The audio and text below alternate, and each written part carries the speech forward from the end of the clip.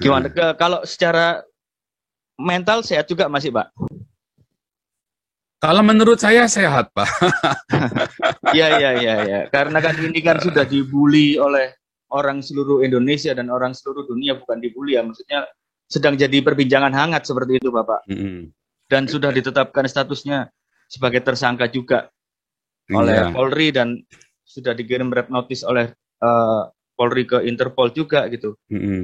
Ya sebagai sesama manusia saya memahami kalau dalam posisi itu nggak mudah gitu Pak, memikul beban mental seperti itu gitu Pak. Bapak sendiri ngerasa takut nggak sih Pak? Posisi saat ini gimana sih Pak?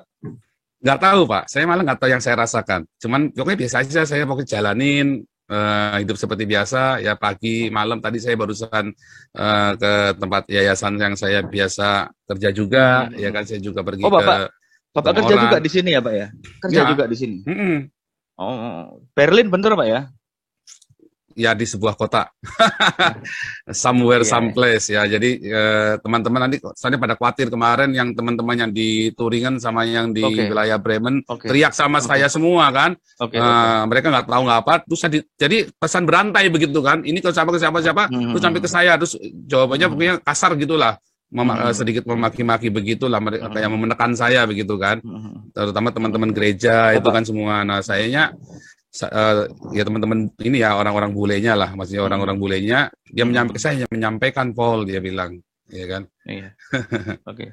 Pak, mohon maaf Pak, apa namanya, Bapak sudah, saya mau klarifikasi ya Pak ya, Bapak keluar Indonesia dari 2018 betul ya Pak? Iya. Iya. Dan itu sudah nggak ada hubungan sama yang di Indonesia sama sekali Pak, sampai sekarang Pak? Dalam arti apa hubungan itu? Kontak atau orang? Nggak ada. Saya udah nggak pernah kontak saudara-saudara saya, keluarga saya di Indonesia, karena sebetulnya sejak 2000, saya ini dulu ya, saya ini kan mulai memberitakan Injil, ini kan mulai aktif dalam pemberitaan Injil secara terang-terangan. Saya nginjilin orang, baptis orang, itu kan sejak 2015, 2014 akhir itu ya, 2014 akhir itu saya mulai aktif, agresif memberitakan Injil. Saya baptis rekan-rekan dari kebanyakan Muslim ya, 99% Muslim. Nah, saya baptis, terus saya samperin juga, itu AWF itu saya samperin, ya kan, si Yudi Mulyana saya samperin, dulu siapa itu yang barusan in memoriam itu, Ali Makrus, itu saya samperin.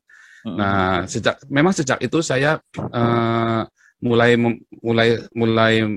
memisahkan diri dari keluarga. Saya kasih pengertian baik-baik, yang saya lakukan ini beresiko dengan teman-teman mayoritas. Jadi dengan keluarga saya pribadi. Jadi waktu itu saya mulai ganti nomor apa segala macam. Jadi mereka nggak bisa hubungi saya lagi. Pak, apa namanya, dengan adanya kejadian ini, apakah Bapak sudah, artinya, mohon maaf ya Pak ya, ada beberapa pendapat. Nanti kalau pertanyaan yang saya nggak mau jawab, saya akan bilang nggak bisa jawab, begitu ya. Oke, itu hak Bapak, itu hak Bapak.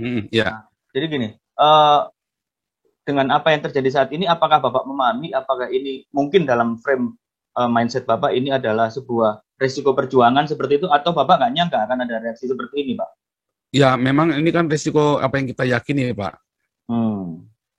Yang kita yakin sesuatu, kita menyampaikan sesuatu, karena kan setelah saya tahu, saya percaya, buat saya ini adalah, saya kan punya masa lalu yang tidak baik, Pak. Semua orang sudah tahu lah, saya tidak baik, ya kan. Saya pernah, saya menjadi seorang hamba Tuhan, menjadi seorang pastor ini dari tahun 99. Saya punya masalah ini, saya sering cerita kok, saya punya masalah yang tidak baik. Dan ini buat saya adalah sebuah, ya udah, ini cara saya untuk mungkin yang harus saya tempuh begitu loh, untuk ya semoga saya masih berguna, ya kan, untuk bagi manusia, bagi umat manusia. Oke Pak. Terus berarti Bapak ini di sini ada pekerjaan, terus apa segala macam. Apakah pekerjaannya itu berkaitan dengan Injil tadi yang seperti Bapak bilang itu Pak? Iya, sangat berkaitan. Saya di sini sudah baptis ratusan orang imigran dari ini ya, dari apa namanya, dari Timur Tengah itu ya. Saya sudah baptis banyak orang-orang ini. Iya, kalau di sini banyak dari Turki. Non-government organization ya, jadi. NGO ya Pak ya. Pakai nama Joseph Paul atau pakai nama yang Cindy Paul? Joseph Paul Sang, Pak. Oh. Iya. Ini saya konfirmasi lagi ya Pak ya, mohon maaf ya Pak. Ini yang Cindy Paul Suryo Mulyono ini benar ya Pak? Itu nama saya dulu Pak. Oh, gitu ya. Jadi ya. apa ada tahap ketika Bapak merasa saya harus ganti nama karena saya sudah tercerahkan atau seperti apa gitu Pak? Ya, itu nama baru saya setelah saya kembali melayani Tuhan. Saya bilang, tetapi saya tidak berarti saya memungkiri masa lalu saya yang tidak baik, karena saya memang kita semua punya salah lah, tapi saya kebetulan terlalu salah. Kebetulan saya ini terlalu salah Pak. Gitu loh Pak. Nah, kan jadi, kita semua punya masa lalu tidak baik, tapi saya punya tidak baik gitu loh. Jadi supaya tidak terlalu orang terus langsung siap tapi kan memang semua orang tahu dan tidak pernah saya tutupin. Tidak pernah saya tutupi, kan ada semua itu kan gampang, tinggal browsing internet, siapa saya kan ketemu semua kan. Saya itu nggak pernah nutupin identitas Bapak saya. Bapak merasa harus ganti nama itu sejak kapan Pak? Dan kenapa kok milih nama yang itu Pak? Apa ada makna khusus? Sejak 2000, saya tuh pakai 2016 akhir. Buku saya yang di buku saya itu ya, buku saya yang berapa ya itu ya? Yang pertama apa yang kedua ya? Saya udah mulai ganti nama. Yang pertama ya saya nulis buku itu saya udah pakai itu. Ya, sejak itu. Oke Pak. Bapak, kan saya juga mengikuti beritanya, pemberitaan Bapak di tanah air seperti apa ya Pak. Bapak bilang sudah menanggalkan status sebagai WNI, betul seperti itu Pak? Iya kan, kalau saya sudah tidak niat pulang kan saya harus menanggalkan. Nah, tadi sudah saya jelaskan di depan. Iya. Prosedurnya bahwa di Eropa ini prosedurnya itu ada berbagai cara untuk menempuh prosedur supaya legal. Dan saya legal di sini Pak. Iya Bapak, maaf. Berarti belum warga negara Jerman. Masalah juga, ya, legalitasnya semua saya nggak bisa jawab karena nanti saya salah saya kan ada lawyer Pak. Jadi saya nggak boleh jawab yang berkaitan dengan masalah kewarganegaraan karena saya ada lawyer. Nah, tapi masalah kasus saya pribadi saya jawab nggak apa-apa, nggak masalah. Tapi untuk masalah legalitas apa segala macam, mengapa saya bisa dapat itu apa segala macam, mengapa saya bisa legal, saya nggak boleh jawab Pak. Karena nanti orang-orang ikut-ikut caranya begitu, dia masuk Eropa berduyun-duyun Pak.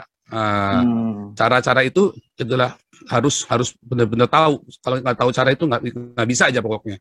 Mohon maaf. Dan itu saya bisa dipersalahkan kalau saya cerita-cerita caranya bagaimana gitu loh Pak. Okay. Berarti sekarang gimana statusnya Bapak ini? Ya pokoknya statusnya saya melepaskan warga negara Indonesia dan saya di bawah Jerman hukum, atau gimana? Di bawah hukum Eropa sekarang. Enggak dong, enggak stateless dong. Iya. Jadi kan berarti namanya harus ada warga negara. Mungkin itu di stop dulu Pak, karena itu nanti biar dari lawyer Pak, karena itu nggak boleh saya ngomong itu. Saya sudah dikasih tahu nggak boleh jawab semua yang tentang kewarganegaraan, kecuali pokoknya saya hanya kasih tahu ada banyak cara untuk tinggal di Eropa dengan legal, tetapi cara-cara itu tidak banyak orang yang tahu. Dan tidak ada di internet juga soalnya. Jadi itu hanya tahu kalau kita ketemu lawyer di sini, kita baru ngerti caranya begitu. Dan itu pun lawyernya di sini berarti ya Pak ya? Iya dong. Kita ada lawyer juga kan di sini. Iya. Dan saya nggak boleh kasih tahu negara bagian mana, itu kan luas kan. Jerman itu kan luas, Eropa ini kan luas semua. Jadi saya juga nggak boleh bilang membawa state sesuatu, saya nggak boleh Pak. Jadi nanti saya dipersalahkan. Ya, itu nggak boleh bawa state-nya, nggak boleh. Tadi kemarin yang memframing saya Jerman kan bukan saya kan. Ya kan, makanya saya selalu bilang Uni Eropa karena nanti saya dipersalahkan Pak. Enggak, karena ini Pak, karena saya kan juga dapat konfirmasi dari KBRI Pak, bahwa memang Bapak terdaftar sempat masuk ke Jerman seperti itu. Jadi iya, betul. Tapi kemudian bukan saya yang ngomong, tapi loh ya, maksudnya janjian bukan saya yang ngomong ya. Perkataan Jerman itu bukan dari saya karena supaya jangan nanti saya dipersalahkan oleh lawyer saya bahwa itu kata-kata saya tidak pernah berkata itu Jerman karena nanti saya dipersalahkan. Tapi kalau yang ada di TV itu segala macam dan pernyataan dari teman-teman itu ya memang kan sudah ada terang-terangan di depan mereka, ketemu mereka, ya masa saya mau menyangkal kan nggak bisa juga. Iya Pak. kan begitu Pak. Iya. Terus ini Pak, Bapak selama ini isu-isu ini meluap, menjalani hidup seperti apa Pak? Biasa-biasa aja, santai saja, atau ada kekhawatiran? Yang ribet itu teman-teman dari gereja Pak, karena gereja kan cuci tangan dan nggak apa-apa. Memang itu kan saya tidak mewakili gereja. Nah, terus gereja di Indonesia ya Pak ya? Ya, marah dengan saya, termasuk gereja-gereja Indonesia di Eropa. Ya. Mereka marah dengan saya, marah sekali, bukan cuma marah sekali dengan saya. Tapi saya kan berhak melakukan apa yang saya yakini. Dan saya kan tidak menciderai orang Pak. Saya kan tidak bunuh, tidak melakukan kekerasan terhadap orang lain yang merugikan nyawa orang lain, atau saya menipu untuk di YouTube saya sendiri pun saya tidak pernah kasih nomor rekening saya. Saya hati-hati sekali, Pak. Karena saya tidak mau Bapak kan tadi bilang nggak mungkin mengajak untuk memberontak ke pemerintah dalam tanda kutip ya Pak ya, ngajak demo apa segala macam. Nggak boleh. Dan sekarang sikapnya pemerintah adalah mentersangkakan Bapak. Ini sikap pemerintah loh Pak, melalui Polri ya Pak ya. Karena kan memang ada pasalnya di Indonesia, jadi nggak salah dong pemerintah. Boleh ya Pak ya? Ya. Ini kan sikap pemerintah melalui Polri mentersangkakan Bapak dengan pasal-pasal ya, yang kita semua udah tahu seperti apa, penistaan dan segala macam.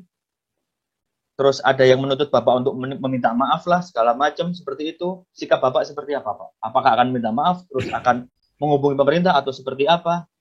Ini berkaitan dengan omongan Bapak tadi loh Pak. Jawaban saya seperti Abdul Somad Pak. Apakah saya harus meminta maaf untuk sebuah kebenaran yang saya yakini? Abdul Somad kan juga jawab yang sama Pak. Pertanyaannya, kan harusnya tadi balik lagi. Pemerintah melakukan saya, itu kewajiban pemerintah Pak, itu kewajiban Polri untuk mengeluarkan menerima laporan undang-undang penistaan agama, karena undang-undangnya kan ada penistaan agama. Dan omongan seperti saya kalau di Indonesia memang disebut menista, sama seperti Yahya Waloni, Abdul Somad, Tengku Zulkarnain, Haikal Hasan, sama dengan Habib Rizik, sama dengan Stephen Indra Wibowo, Irina Handono, Hani Christian, sama Pak Moko Ginta almarhum, sama Pak yang saya omongkan, YouTubers lain banyak yang lebih ngeri dari saya Pak. Mereka semua berkeliaran. Ya kan? Jadi undang-undang penistaan agama ini buat siapa? Buat kami minoritas atau buat kita semua? Kemarin Pak Jenderal Junias Tobing dia cerita kuliah kebangsaan, ya kan? Beliau yang kasih judul sendiri, ya kan? Siapakah kita? Karena di Indonesia sekarang ada kami dan kita, Pak. Siapakah kami, siapakah kita? Oh, berarti kalau bukan kami, outsider, kamu bukan kami. Wah, ini bahaya.